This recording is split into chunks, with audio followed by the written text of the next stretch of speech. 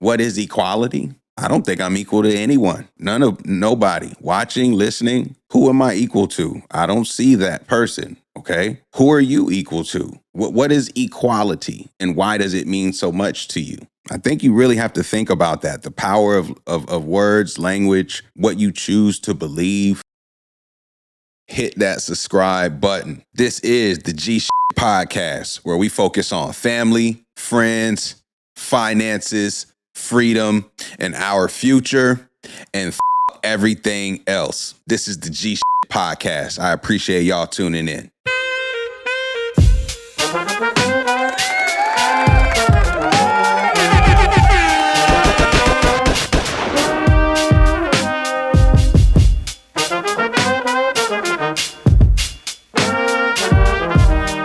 It's exactly why we like to do the pre-show, man.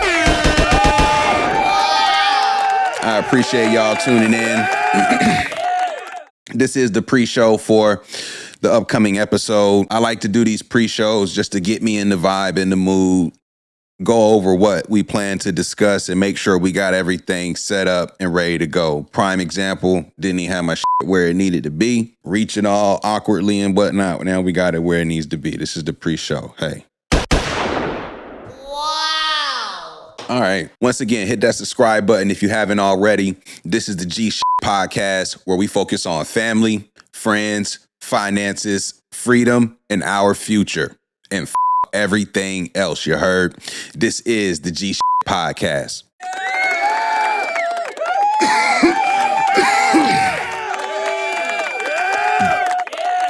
Man, outstanding crowd today. Really appreciate that love. I'm very excited about today's topic. This is a bit of the nerd in me, but this idea of colonialism, I'm going to approach this from an angle that you may not have even really given consideration. We're going to talk about a few different things on this episode, and everything that we're going to discuss is a part of what ended up being my master's thesis when I graduated from the University of Amsterdam. Very enriching experience, not just living in Amsterdam for 2 years, but taking that time, being a full-time student, studying for a master's. And I've explained on a previous episode how I sort of fell into the program, how I even fell into going to the master's program altogether. I highly encourage you to check out some of the previous episodes to get that context. But while I was there, I had to actually do a thesis, a research thesis.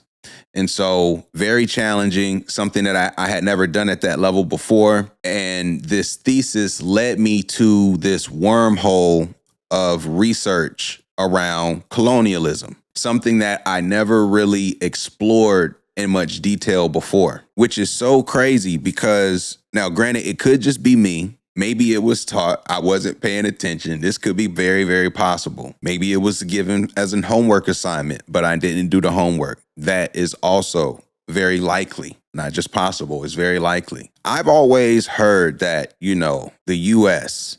started as 13 colonies, but I never really thought about what that meant to be a colony or a colonizer. I never really thought about that when we talked about the original 13 colonies and that war to declare independence from Great Britain. Even these original 13 colonies weren't always British colonies. Some were settled by the Dutch, some were settled by the Spanish. But when it's all said and done, how the history is written and how it's given to us, it's very interesting. And I think, especially given the context of this podcast, when we talk about freedom and future, I think it's very important to make sure we look at history in the right lens, in a way that's objective, that tells the story of how we got from one place to the next. What were the influential institutions, cultural norms? What were the things that drove us from one point to the next? Colonialism is a huge driver of how we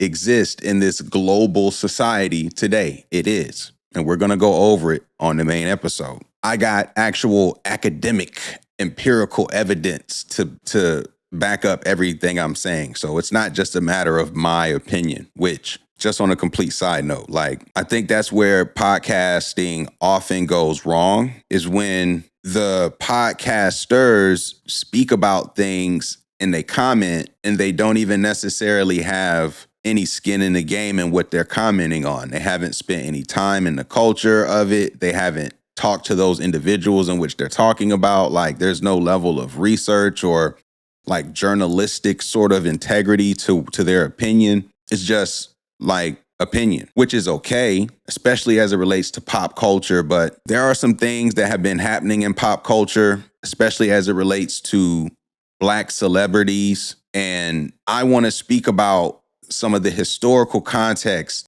that got us here so that we as a community can hopefully get on the same page, if not a better page, get better aligned as it relates to this idea of equality, which I don't believe in. Like what is equality? I don't think I'm equal to anyone. Nobody. Watching, listening, who am I equal to? I don't see that person. Okay. Who are you equal to? What is equality and why does it mean so much to you?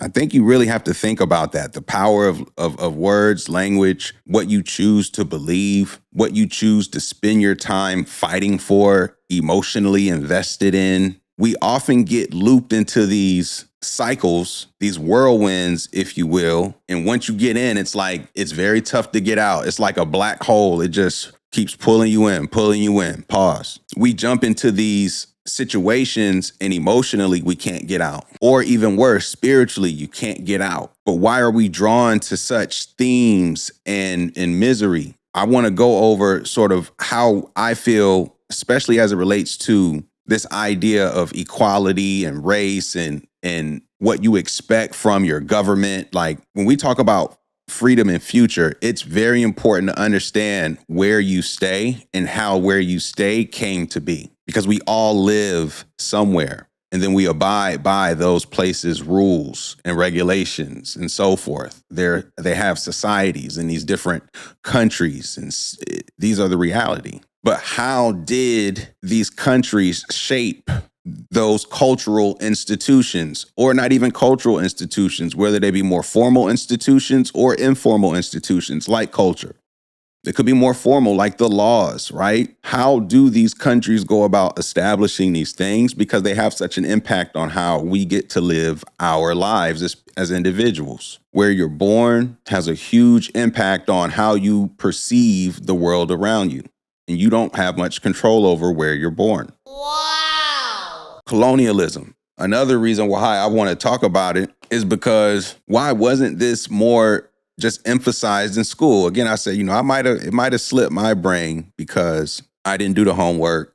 I wasn't a great student, especially in high school, even really in undergrad. I was not really a great student. So it's possible it was in there. I just didn't get it. But I feel like this idea of colonialism, what it means, how it's impacted society, it's not really emphasized in the text. It's not emphasized within the curriculum. I want to discuss just how it enlightened how I perceive how everything functions in modern day colonialism. We're going to go over it in full detail. The only reason I even fell into this wormhole was because I fell into a master's program. You just never know sometimes. You just never know. And if you would have told me, hey, look, you're going to be going to school, studying business, writing a thesis involved with the idea of colonialism, I would have just been laughing at you because I didn't even know what colonialism was when I started grad school. Let's be clear. Another interesting and enlightening, when you're over, say, on that side of the Atlantic, you then realize how new this side of the Atlantic is. Those years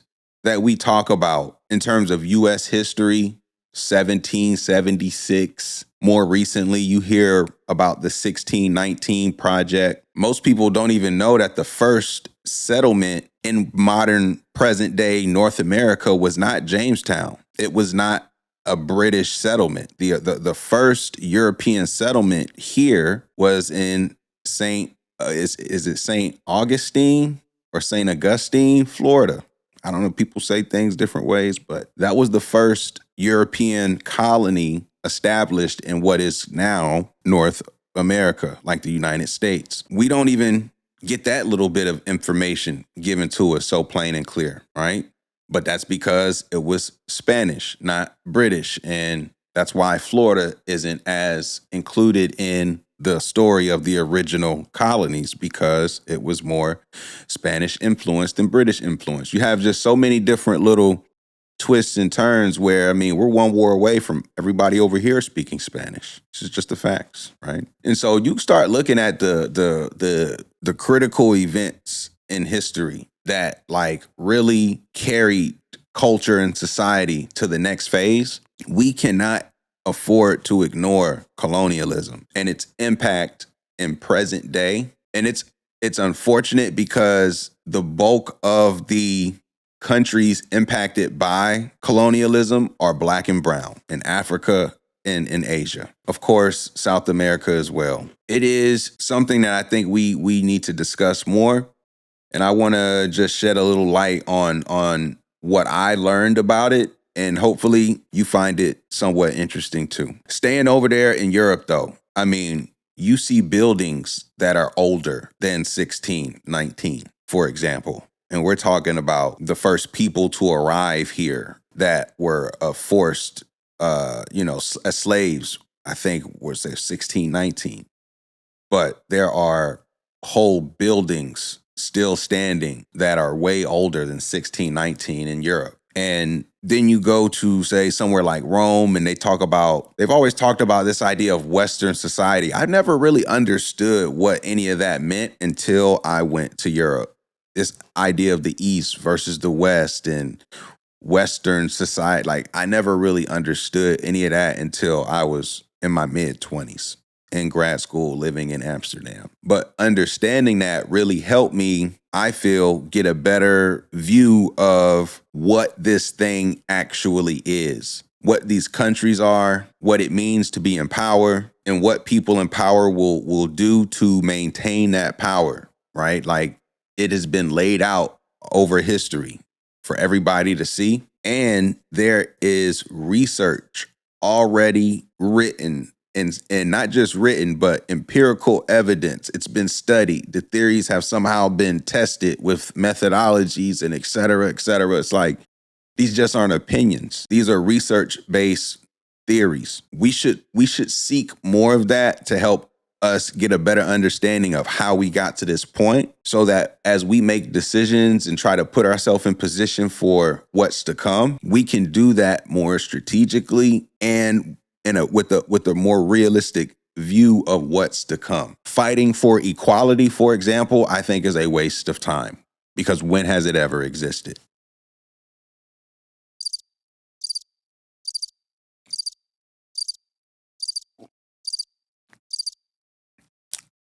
I mean, what culture even, like, it's just equal? Like, I'm curious, like, what is equality? Where is the equality? What cultures have equality? The men aren't equal to the women. The brothers aren't equal to the sisters. The rich aren't equal to the poor. What the fuck is equality? And why does it mean so much to you? I think that's a really good question.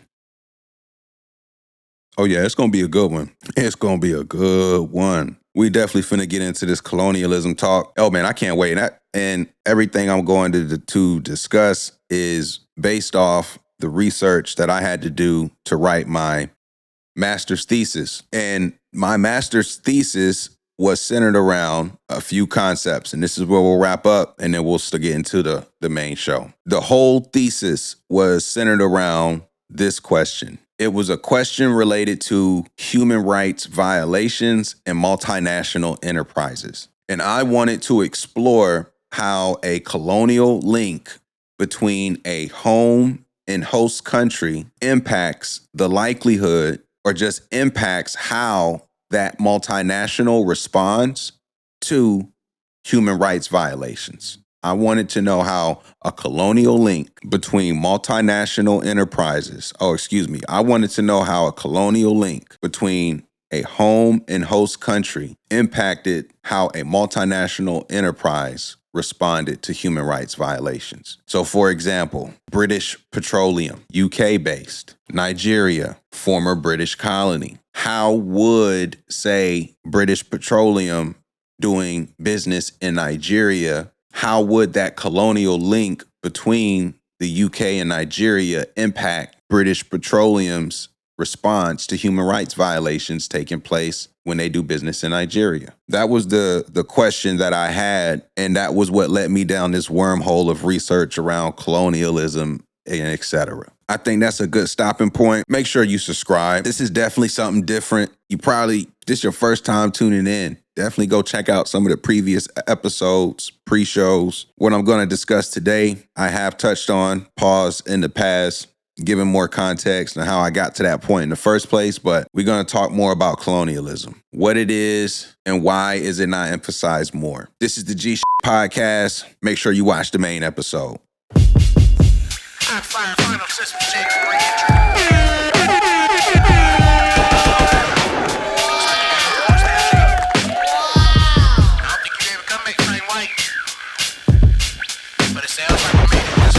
It doesn't matter how you feel. Ha! Oh yeah, we good money. So that's that. So that's this.